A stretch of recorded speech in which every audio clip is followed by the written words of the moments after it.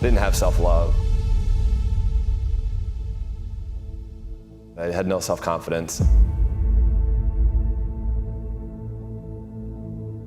I didn't like who I saw in the mirror.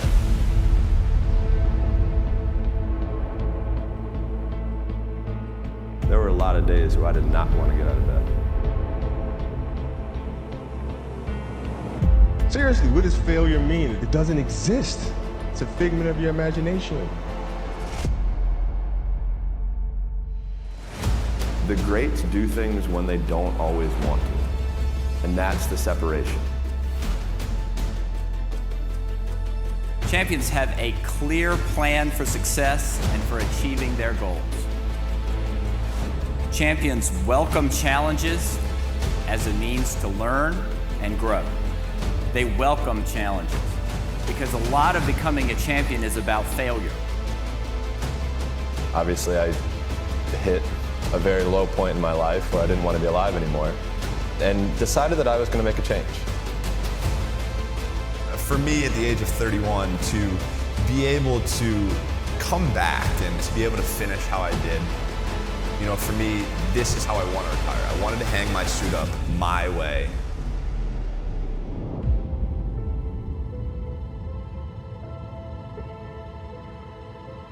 I wanted to do something that nobody had ever done before.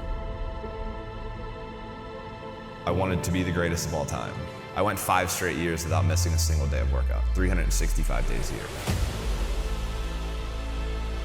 Champions rehearse success on a daily basis, mentally, physically, and emotionally. They value the process of success more than any particular outcome. There were a lot of days where I did not want to get out of bed. And I guarantee you, if I ask the question here, if everybody is excited to get out of bed every single day, if I saw a hand, I'm going to blatantly call you a liar. If you have those little small goals, those little small things that get you excited when you don't want to, it's going to make it even better and even easier at the end when you're getting ready for a presentation or the end of the year or this or that, whatever event you're leading up to. It's going to make it so much easier. And I think if you look at the greats in any walk of life, the greats do things when they don't always want to. And that's the separation.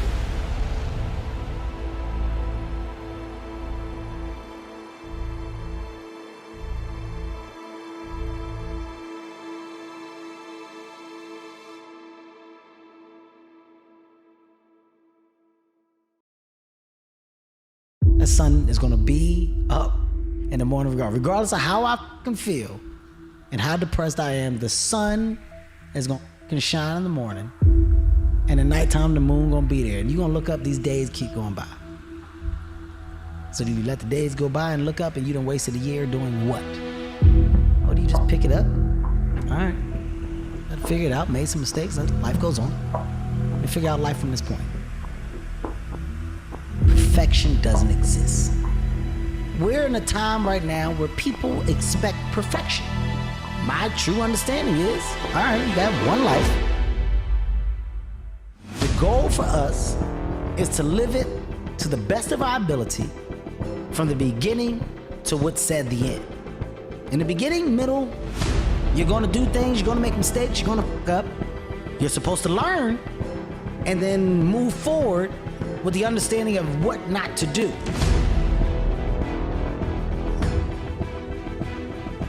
We're all writing a book. What's your book look like? Your life is a book. You got a bunch of chapters in your book, but when they close that book, how good was the book? How good was your book? What was the ending to your book?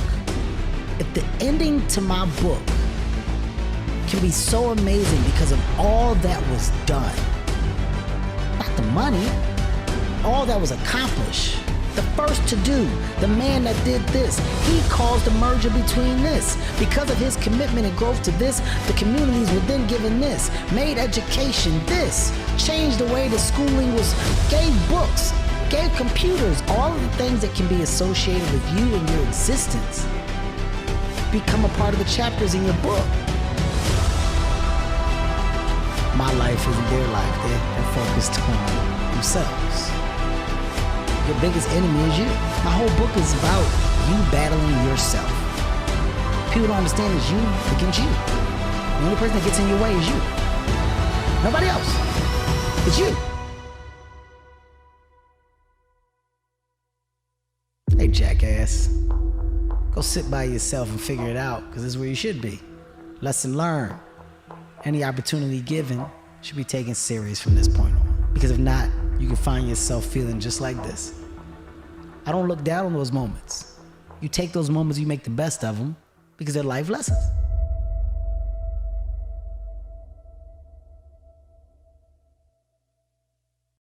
Wondering why other people are successful is the refuge of losers. Yes. It's a loser mentality. It's a loser occupation because you're wondering why other people are successful.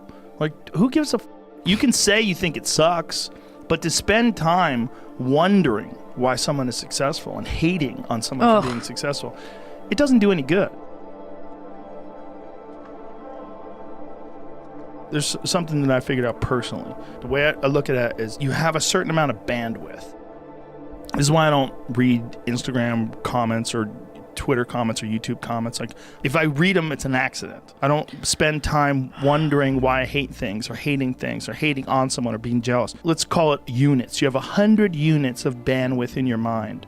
So that means there's 100 units that you can spend on things you care about, or you could let your mind be occupied by some stupid fucking Twitter feud that you're in with some idiot that you don't even know, and you could spend 30% of your mind bandwidth on this, and then you only have 70% for the things you love. And then maybe you're involved in some fucking relationship with someone who's an idiot, and you're arguing back and forth with them. Well, there's another 30% that's gone. Now you have 40% left. You have 40% for the things you love instead of 100%. But if you only concentrate on the things you care about that mean something to you and learn how to do that, like you were talking about meditation, it's a form of meditation because you're learning how to avoid the little road bumps and the ditches on the side of the road. That can suck your bandwidth. Suck your bandwidth. You could give them just a little bit and go, okay, no. Like how you're saying when you stopped drinking, all of a sudden your career took off. You started doing well because you had more bandwidth. And you had less problems. This problem that you had that was rotting you away no longer existed. So now all of a sudden it frees up your time and you realize, oh my God, there's so many funny things that I could talk about. And I have so much energy and I'm so healthy. I could just go on stage and have fun, and then you're killing it. Like when you first started out, you had to have hated the guy that was getting ahead. I definitely was in the beginning. Yeah. Before I was successful, I realized it was stupid. Long before. Because when I was like an amateur, I would see guys that were killing, and I'd be like, him, like, why is he doing good? Like, that guy sucks, and how come he got this and he got that? And then I remember thinking, like, this is a gigantic waste of time. And I got into comedy because I'm a fan of comedy. And my concentrating on people that suck or being jealous about people that are doing well does me zero good. But instead, if someone does well, I can be inspired. And I can get fired up by it. I mean, I figured this out in my early 20s. I was like, okay, this is I have a poor way of looking at it because it's a martial arts thing. Because in martial arts, like, you can't be jealous of someone else's ability. You have to realize you might have to fight them someday. So by realizing that they're really good, you're forced to be objective about it. And you have to go to work. Like, you have to go, that guy's better than me. I got to get better. And it's powerful for everybody. It's powerful for them. It's powerful for you. Yes. It's like there's no negative aspect to it. It's like you should be thankful that there's women out there that make you feel uncomfortable. Like when I see someone just murder on stage, I want to go to work. I want to go write. I want to get home and write. I want to go perform. I'm like, that guy just killed, or holy shit, she just crushed. Or she's out there killing it, and he's doing so good. It makes me want to work harder. And in that sense, as long as someone's not doing anything bad, as long as someone's not victimizing someone, what they're doing is they're showing you that it's possible to do better than you're doing. And that's good. Sometimes you don't find someone for a long time, and then when you do, it changes your whole life. You find someone, maybe it's just a YouTube video, and it's you saying it's still your mother set, and it's you just pushing people and telling people to go get after it, and people see that, and all of a sudden it's like they get goosebumps, their heart starts racing. It's like you gave them a drug, like you gave them fuel, and then they want to change their life. Then they want to watch you tomorrow, then they want to watch you when they're at lunch break, they want to watch you, they're taking a shit, they're watching you on their phone. But that's fuel, and you literally can change a person's life through that, because we need each other. When someone like you does something that's exceptional and says something that's exceptional and has these inspirational words, it can change a person's whole life, change their whole path, change who they are. I've gotten so many messages from people that say, I lost 130 pounds. So I got off sugar. I'm fucking running every day. I hit the gym 5 days a week. I'm a different person. I'm drinking water. I'm exercising. I take vitamins. I'm eating healthy. I'm more positive. Yeah, it happens all the time. But how does that make you feel? Obligated. Oh.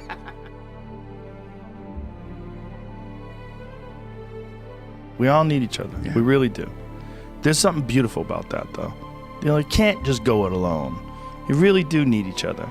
And like, if you accomplish everything you ever want to accomplish, but nobody's there with you, nobody cares, nobody likes you, that don't mean shit. Yeah. It's useless. Absolutely. Like, love is the most important thing. And that sounds so cliche, but without love, it's all useless. There's no personal satisfaction in accomplishments if nobody loves you. You're not going to enjoy it. The more you can spread positive energy, the more people will love you. The more you'll have that community of love. That's the real message. We all had bullshit jobs. We all felt like losers. But through time and effort, you build a stronger human. You build a stronger body. You build a stronger mind. You build accomplishments and will and momentum. And then you look back and you go, hey man, I'm not washing tables anymore. I'm not washing dishes. I'm not cutting lawns. I'm not digging ditches. Yeah. I'm a different person now. And these desire not to be there. That's the hardest part, right? Is to get out of that rut. When you ain't got and there's nothing going on. To have faith then is so difficult. To have faith when you're successful, it's like, listen, you've been successful for a while. Of course you got faith. Just keep doing what you're doing. That's easy. It's like absolutely right. It's like you already got up the hill. Now you're just coasting. The hard part is getting up that fucking hill. Especially if you got a dad you're hiding from. Especially if you feel like you're a loser. Or you never really had anything in your life that you could look back on and say, hey, I was really good at that. And there's a lot of people out there listening to this. There's so many people that are in that starting point. The people that come up to you and say, I don't know what to do. What should I do? How do I do it? Yeah. How do I get going? But you're going to have to figure it out, one foot in front of the other. Exactly. You're going to have to find a thing and keep working at it and get better at it. That's one of the things that I like so much about martial arts. They let anybody in. And then from learning how to do that, you get better, and then you realize, damn, I can get better at anything. The first time I ever did jiu-jitsu, I remember just being manhandled so bad, going, man, I'll never be good at this. This is terrible. Get awful at this. And this is, I'd already been a black belt in Taekwondo and already kickboxed, or did a bunch of shit. And I was like, I can't believe I'm starting from scratch again. But at least I knew then that I already done that before. I'd already started from scratch. Exactly. So I had some experience, started from scratch. I'm like, all I have to do is just put in the time and the effort here. The desire to get better.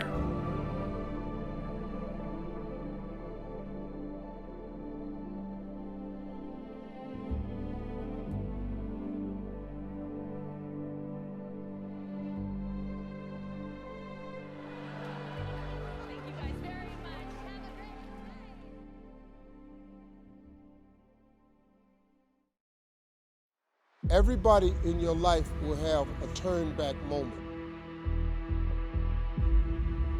You're gonna have doubts, you're gonna have a lot of trials and tribulations and challenges.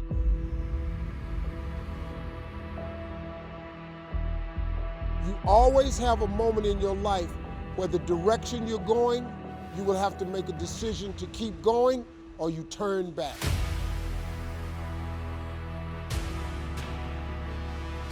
The sad thing is, the average person turns back. If you're going somewhere and you turn back, you can never get there. If you wake up every day and go get in your car and say, I'm going to the store, and halfway to the store you turn around, and then the next day you go to the store and you turn around, you do realize that you'll never get to the store. So whatever you needed from the store now is even a greater need because you turn back. And every time you turn back, it does not change the need.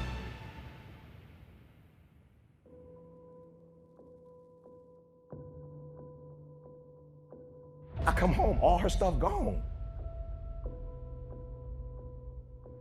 All right, there's only two things we can do here. We can just pretend like this thing never happened, or I can drive to Detroit and I can go get my wife and we can start over from scratch.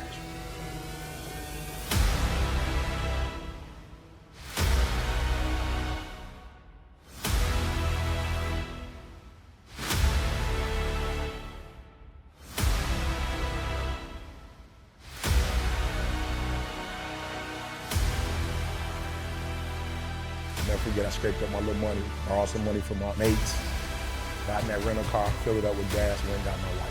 Brought my wife home, learned how to cook, bought her a beautiful house, take care of her kids, call every morning on her way to work so we can have worship.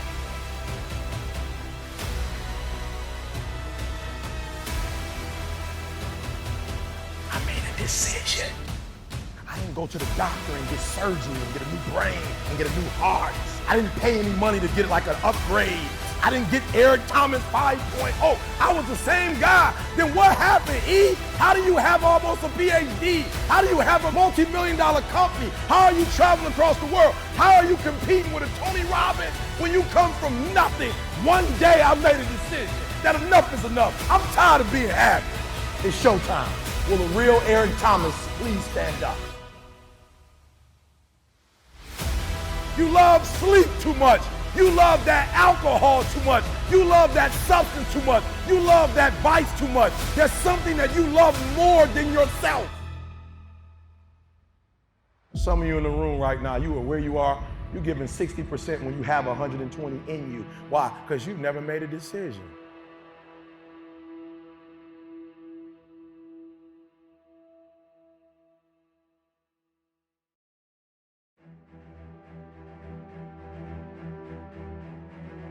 What do you really want? I have proposed that there be an entirely new kind of college entrance examination in which instead of answering a lot of silly questions, you write for about 20 pages on your idea of paradise. It can be any kind of paradise you want. It can be very spiritual, it can be very sensuous. But spell it out. What do you want to happen in life?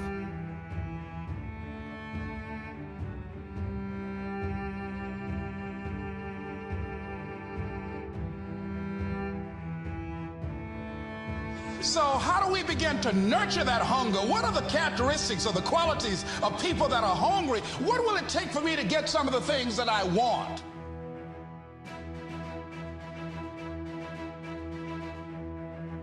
Number one, you've got to work on yourself. It's very important that you engage in an ongoing process to develop you. Spend more time on yourself than what you've been spending.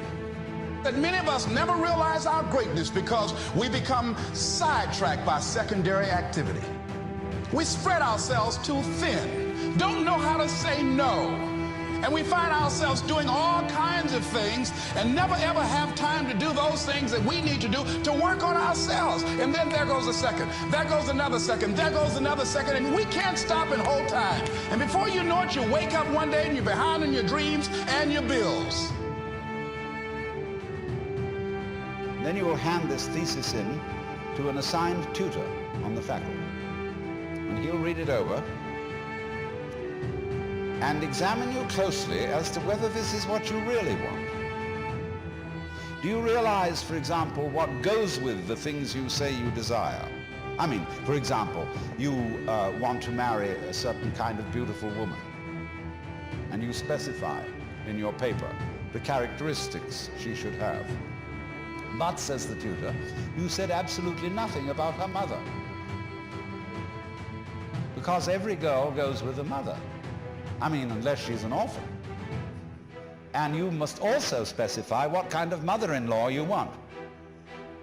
Well, then you have to stop and think about that. And that's just an illustration of going into detail and being very careful about what you desire, because there's a good saying, be careful of what you desire. You may get it.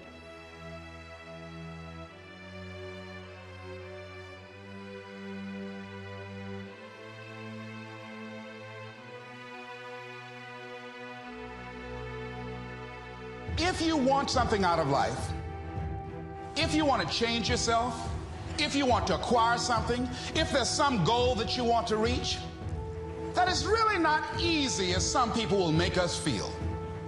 That living your dream, changing your behaviors, overcoming negative habits, it's challenging. It's hard. Your mind gravitates towards which it is most familiar with.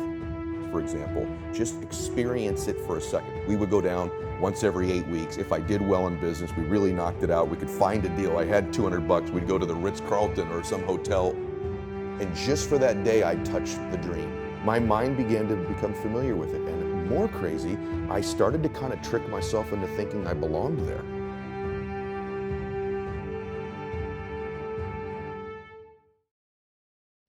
I find myself in my bathroom one morning in my underwear. And I am having this spiral of negative thoughts. I look like I don't know how to fix this.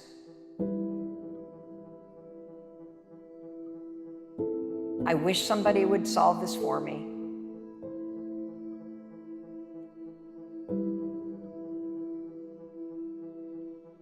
If you expect to have your dreams come true, you must become a master at visualization.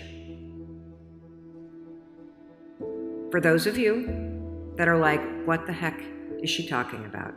I did not sign up for some sort of meditation, woo-woo, spiritual thing here. Don't worry, this is Mel Robbins. There's always science and research involved in everything that I talk about.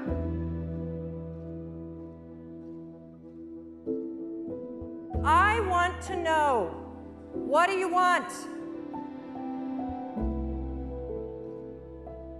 Do you want to lose weight? Do you want to triple your income? Do you want to start a nonprofit? Do you want to find love?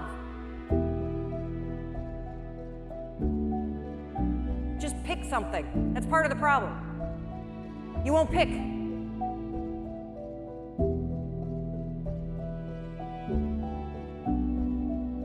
Are you making the most of your life?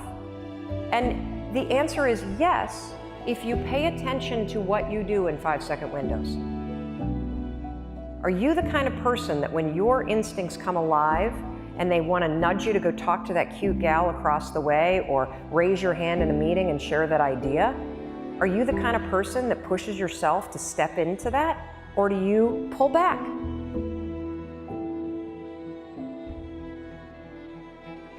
You can actually disregard your feelings. You can become the kind of person that is so in tune with the values that you have and what you actually want, that when feelings rise up, you can choose to act however you want despite them. Even if you're tired, you can still go to the gym. Even if you're annoyed with your spouse, you can still speak in a manner that's loving. Even if you don't feel like doing that hard work, you can still push yourself to do it. Your feelings aren't a choice. Your behavior and your thoughts are always a choice. There's one thing that if you did every single day, no joke, it would make an extraordinary difference in whatever mental health issue you're struggling with. And that is exercise.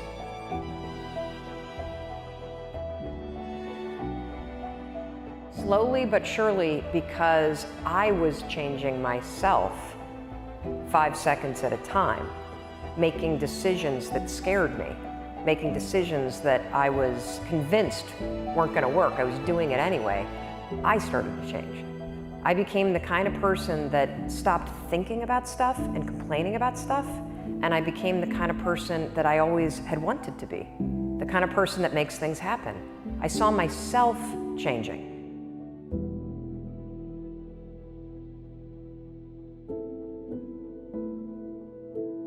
Jealousy is one of the most powerful directional signals on the planet.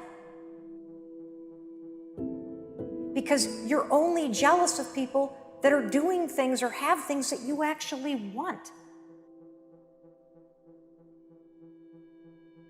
The problem is we don't go internal first. You cannot change your life unless you go inside first, you figure out who you are, what your own wisdom is telling you to do, and you start to actually believe it and follow it. Whatever you're jealous of is hitting something deeply personal. Pay attention to it. Instead of stewing in it, go, oh, I wonder why I'm jealous. And the reason you've got to exercise every day is because what we know about human beings is that when you physically move, your physiology changes, and that changes your brain. You don't have to run. Get outside with your dog in the woods. Walk with a good friend for 2 or 3 miles. You take on just that single thing. Get outside and exercise every single day as if your life depends upon it, because you know what? It does. Your brain needs it, your body needs it, your mental health needs it. Now you're building small wins and momentum in a direction that's meant for you. That's how you change your life.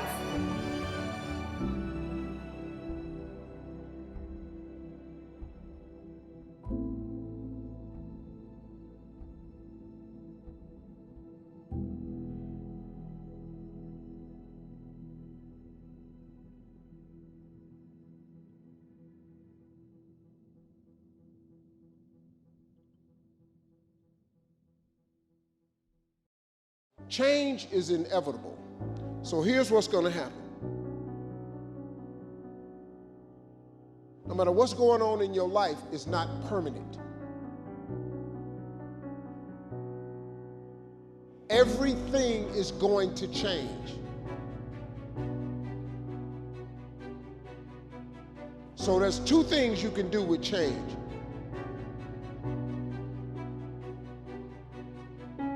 You can react to it or you can participate in it. It's going to change anyway. So if you keep waiting around, you're going to have to react to the change.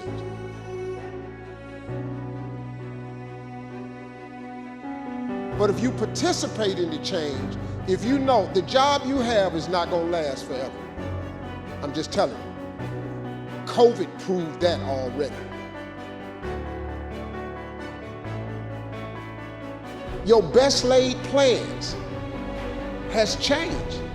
So what you got to start doing is you got to start anticipating that it's going to change and just start living your life with the preparation for change. No matter what you're doing, you could be doing more. Remember that. It's 24 hours in a day. You got to use as many of those hours to prepare stability for yourself as you can.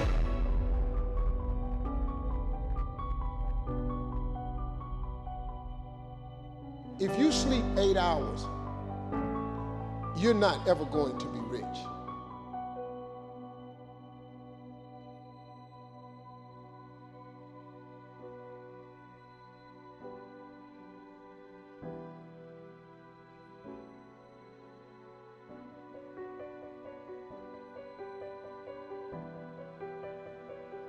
If you have any dreams of being rich, you cannot sleep 8 hours a day. It's only 24 hours in a day. If you sleep 8 hours, that's 1/3 of your life.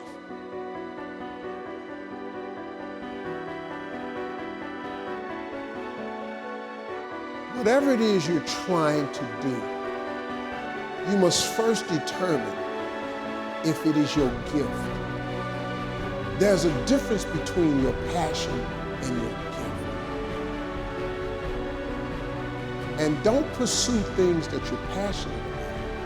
Pursue the thing that you are gifted at. All of you are gifted. Every last one of you, God gave you a gift at birth, all of you. God never created a soul without giving him a gift. All of you have a gift. Your job is to discover the gift.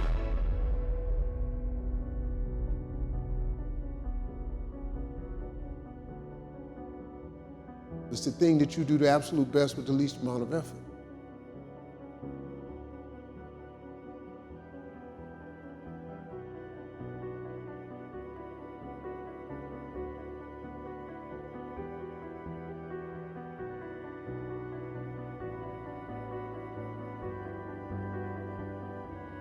When you have an idea, when something comes into your imagination, that's not just your imagination. God places everything He has for you in your imagination. Albert Einstein said, imagination is everything. It's the preview to life's coming attractions.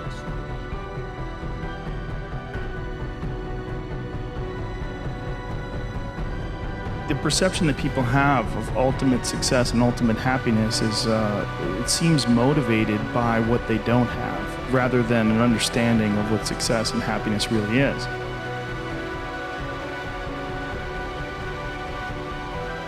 Can't tell it to everybody, because they ain't gonna see it. You know why you can't tell it to everybody? Because if you want to kill a big dream, tell it to a small-minded person, because they couldn't see it. You know why they couldn't see it? Because God didn't show it to them. He showed it to you. Your imagination is real, man.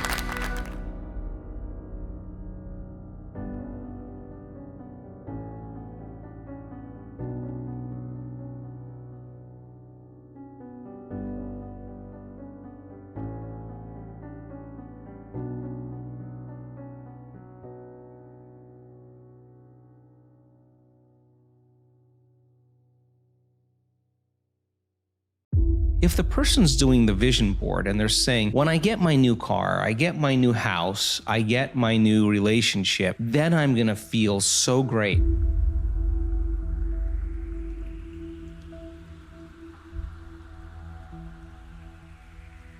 They're believing their outer world has to change in order for them to feel better. There's no effect of drawing the experience to you with that way. So the person has to use those tools to get them into the emotional state for them to feel like it's already happened. Now think about this. If you get up from a creative process and you feel grateful, you feel a love for life, you feel a joy for existence, you feel a passion for the moment, you will not be looking for your future, because you'll feel like it's already happened. It's the moment that we start feeling those self-limiting emotions that we feel separation, and then we start looking for it again. Well then, if you're waiting, you're not creating, you're in separation again. So then, whatever it takes for you to move into a state of being. And what is a state of being?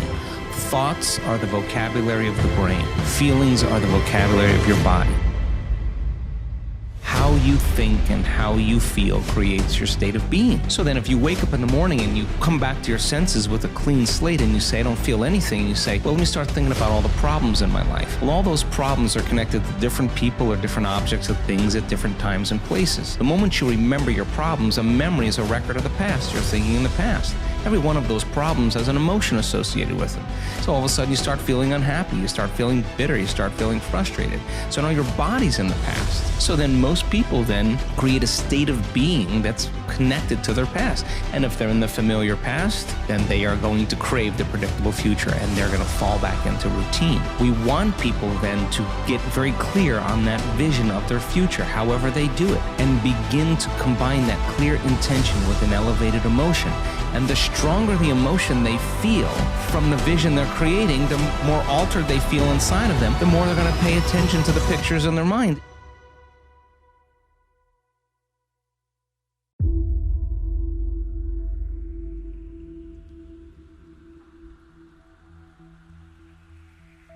Now they're remembering their future, and biologically, it's exactly the same as remembering your past. In fact, if you're not being defined by a vision in the future, it means you're making your past more real than your future, because that feeling is going to drive your behaviors.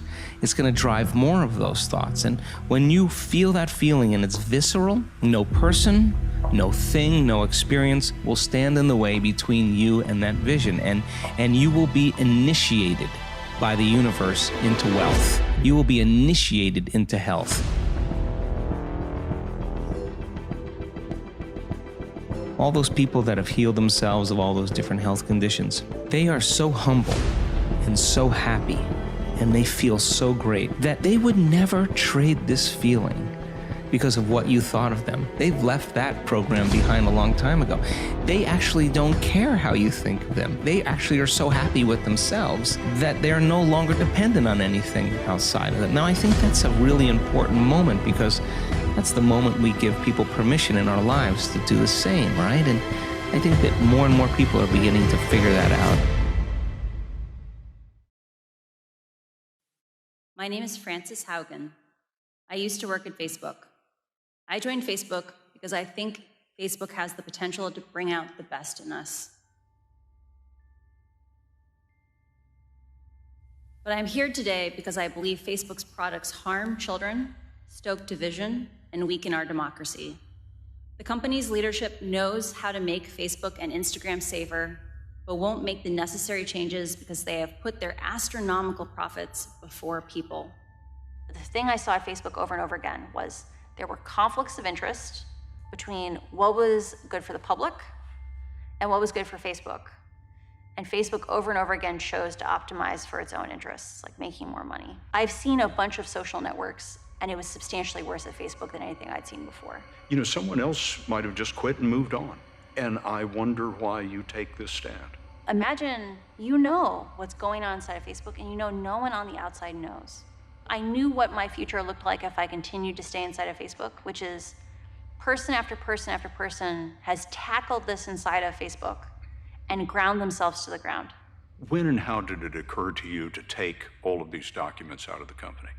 At some point in 2021, I realized, okay, I'm gonna have to do this in a systemic way, and I have to get out enough that no one can question that this is real. Quote from another one of the documents you brought out. We have evidence from a variety of sources that hate speech, divisive political speech, and misinformation on Facebook and the family of apps are affecting societies around the world.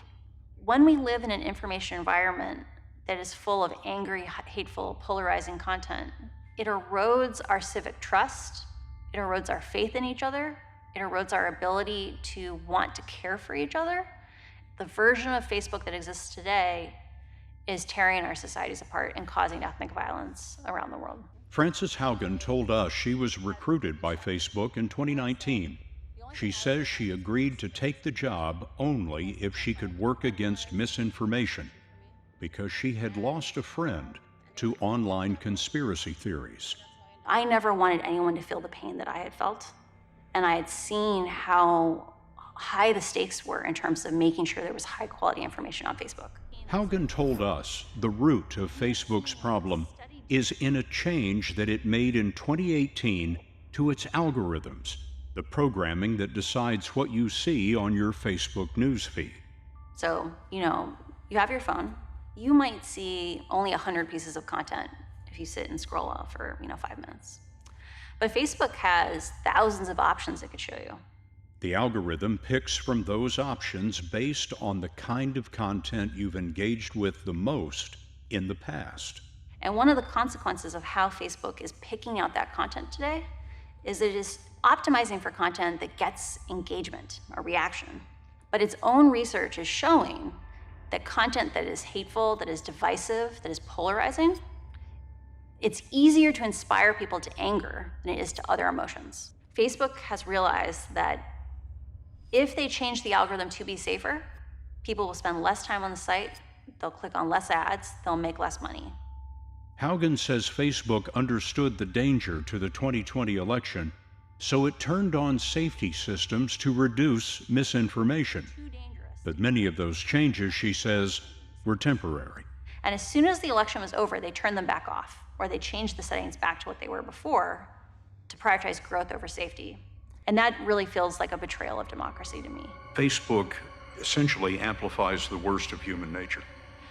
It's one of these unfortunate consequences, right? No one at Facebook is malevolent, but the incentives are misaligned, right? Like Facebook makes more money when you consume more content. People enjoy engaging with things that elicit an emotional reaction. And the more anger that they get exposed to, the more they interact and more they consume. One of the Facebook internal studies that you found talks about how Instagram harms teenage girls. Oh, yeah. One study says 13.5% of teen girls say Instagram makes thoughts of suicide worse. 17% of teen girls say Instagram makes eating disorders worse. And what's super tragic is Facebook's own research says, as these young women begin to consume this eating disorder content, they get more and more depressed, and it actually makes them use the app more. And so they end up in this feedback cycle where they hate their bodies more and more. Facebook's own research says it is not just that Instagram is dangerous for teenagers, that it harms teenagers. It's that it is distinctly worse than other forms of social media. One of Frances Haugen's lawyers is John Tye. He's the founder of a Washington legal group called Whistleblower Aid. What is the legal theory behind going to the SEC? What laws are you alleging have been broken? As a publicly traded company, Facebook is required to not lie to its investors or even withhold material information. So the SEC regularly brings enforcement actions alleging that companies like Facebook and others are making material misstatements and omissions that affect investors adversely. The Dodd-Frank Act, passed over 10 years ago at this point, created an office of the whistleblower inside the SEC. And one of the provisions of that law says that no company can prohibit its employees from communicating with the SEC and sharing internal corporate documents with the SEC.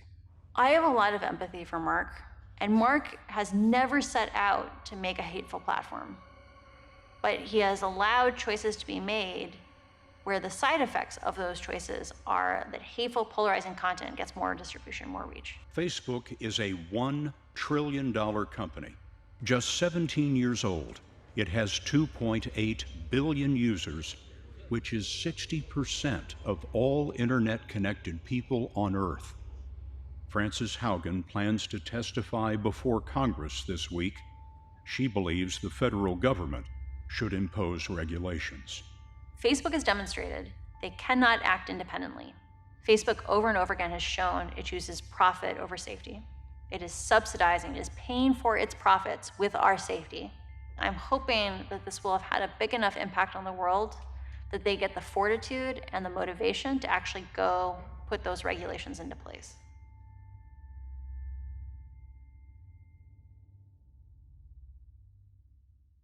I used to work for Facebook, and my job was to spend 8 hours a day looking at all the worst things that people post online so that you don't have to see it. I can remember the first one that just was like a wow moment, and that was when we first started. I got this one day, and it's a super close-up shot of a man just jerking off, but I didn't want to reach forward, put my hand into that space to press the buttons to delete it. And eventually one of the girls did it, and then she picked up, there was a packet of wet wipes on another desk for cleaning the desk, and she cleaned all the desk, the keyboard, and her own hands before she went back to her desk. Thinking about that later, I realized that we really do feel like touched by what you see. And then a couple of weeks later, one of my colleagues got his first self-harming incident where somebody is cutting their wrist and seemed to be in imminent danger of committing suicide. We just heard this like shouting, this guy just shouting like, "Fuck, what do I do? I've got a suicide, what do I do?" And he was in a complete panic because there's a life at risk right in front of him, right there and then. And your job is to protect people. I worked the evening shift, so I would start at 6 p.m, finish at 2 o'clock in the morning. But then you would often wake up 3-4 hours later, you'd suddenly sit up in bed, remembering a decision that you've made and realizing that you've made a mistake. Like, I've missed a nipple. You remember some image that you'd seen and you suddenly realized that there was a naked girl on one side, or an ISIS flag in the background, so now it should have been deleted under the terrorism policy. So you're obviously replaying this stuff in your head unconsciously while you're asleep, but then you're not allowed to talk about your work with anybody. We've all signed non-disclosure agreements, the Facebook omerta. We've all been told again and again, don't ever tell anybody what your job is. But when I left, I was just relieved. And then I got a phone call from a journalist. Somebody had given them my number, and she wanted to talk to me off the record like this about the job. And she asked me these questions that you've been asking me about the content, the stuff that you see. And it was the first time I had addressed that I'd faced it. And it completely overwhelmed me, and I broke down and cried in a coffee shop. I was lost. I just didn't know what the fuck I was doing, what was going on. I was totally bewildered. You know, as I started to get my head around it and talk to specialists and doctors and people, I realized that this job had knocked me on my arse, and I hadn't even realized it. Facebook denies that anybody could ever get PTSD. Nobody has been harmed. That's very explicit. And then there was a recording. Somebody actually taped what Mark Zuckerberg was saying in an internal meeting with employees last year. And Mark Zuckerberg said, it's a little bit overdramatic. He just totally just dismissed all of the criticisms that have been made. It's denial. They don't want to know what's going on, and they'll say the right things. They say things that sound good, but they don't fucking care. And Mark Zuckerberg, I don't care what he's been told by other people. These stories have been repeated enough times now that he needs to go down onto the shop floor and see how people work day in, day out, see what's happening, and talk to people who've been harmed, and embrace the fact that he's got a problem he needs to solve.